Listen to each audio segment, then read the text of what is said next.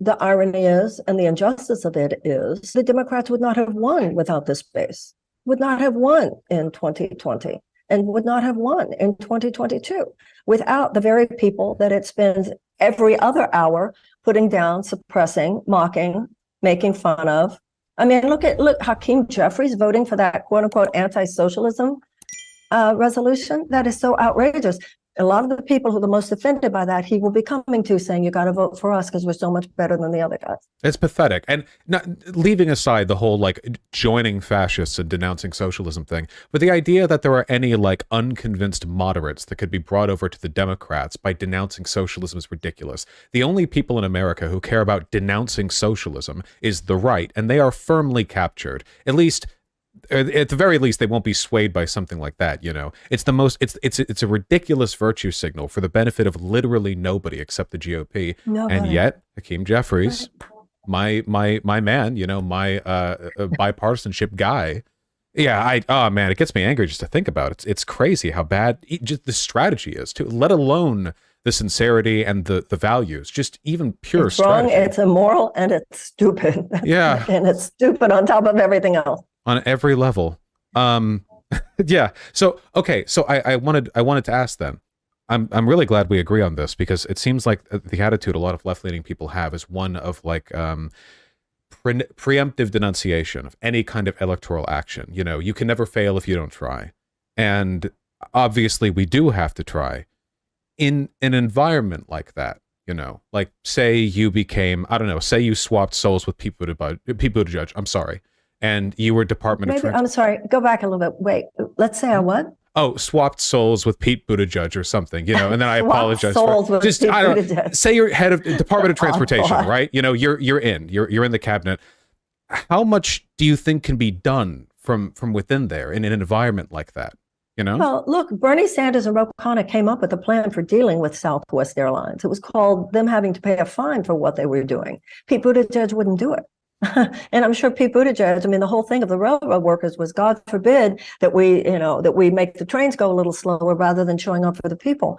Don't kid yourself, though. These positions do have power. There are levers of power there. But, you know, when Steve Bannon said, we are going in there to dismantle the administrative state, he meant it.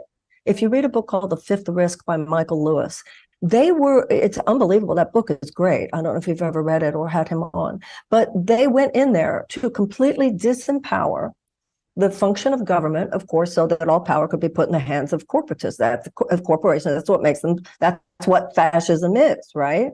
But the Democrats, so the Republicans get power and they overreach and they use it in ways that are completely beyond the constitutional power that they were mandated. Republicans get in there and they're afraid to use it. What's the point of being the Secretary of Transportation unless you're going to stick it to Southwest Airlines when they're sticking it to people? Hello, should be pretty elementary. Yeah, it seems like but it's not to Pete, because Pete wants to play along with the Democratic establishment because he wants to be president in 2028. Oh, I'm sure he thinks about it every day. Yeah, it really does seem like they're terrified of the power. Like, for instance, the idea that the parliamentarian would ever stop any Republican initiative is laughable. They fire her. They would fire the parliamentarian before they let that happen, which is what they did a few years ago. With no hesitation. The parliamentarian has no power. No controversy. And then they expect people to trust them. And people like that, too. If I was a Republican, you know, thank God that I'm not, but if I was, I would be heartened by the apparent like will and power demonstrated by people who appear to share the values that I have. All I see, even from moderate liberals, I mean, even from middle of the road people, is a kind of resigned, well, what can you expect them to do? You know, well, what do you think they do? I don't know. He's the president of the United States. I'm sure there's something he can figure out. Exactly right. Have a spine, have a core. What did FDR say? I welcome their hatred. That's what FDR said. And let them hate you. Don't go into office unless you're willing to take that on. Yeah, and there's this effort.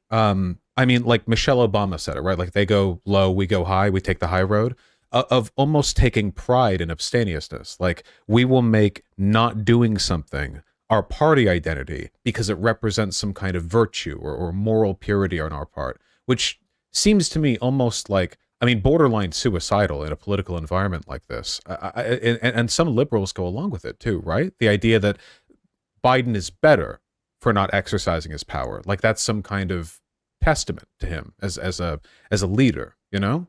I don't know what to make of that. First of all, I don't think that's how Michelle Obama meant it, though. I think she was coming from a really kind of beautiful place at the moment, because I think it had an almost spiritual quality about the mean-spiritedness versus not. But in terms of your description of how the Democrats have gone, I think the main point is it won't continue working. The fact that the Democratic Party has so conspired, has so acquiesced with the Republicans in that undertow, the right-wing undertow, it's not going to work. And one of the reasons it won't continue working is for what you just said. It's like a soft underbelly. Do you guys have a spine? We gave you the House, we gave you the Senate, we gave you the White House. What more do you want? And you're still coming up with excuses for why you're not doing what theoretically you say you stand for? Do you think it'll change? Somebody changes it. How much time do we have, though, realistically? I mean, I don't want to be defeatist. I think that's the point. That's the point. We don't have time. When I hear all these lefties say, well, let's just sit this out and we'll come back strong after all this movement building for 2028, my fear is the authoritarian takeover. I think people are closer to the gates of the Bastille than we have any idea. So we have two forms of authoritarian threat. One is the authoritarian threat.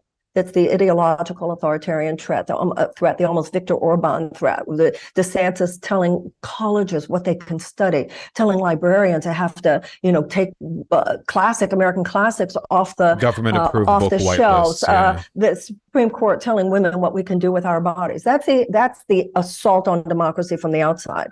But there's an authoritarian assault from the inside, which is just as pernicious, and that is the authoritarianism that is represented by plutocracy, that is represented by corporate power dictating to our government the way it does. You can't have a plutocracy and a democracy. So to whatever extent the Democratic Party is playing footsies under the table with the oligarchy, they're not standing up for democracy either. And that's why it's not going to come from in there. It's going to come from all of us coming in there and cutting the cord to that from probably from the outside. I just don't see any other way. Because when you see the people who agree with me saying, oh yes, Nancy, oh yes, Hakeem, and going along, because I guess this is how we're going to strategize it and we'll get there later. And, maybe they still believe we'll get there later, or maybe they believe, well, maybe we won't get there, but my career will get there.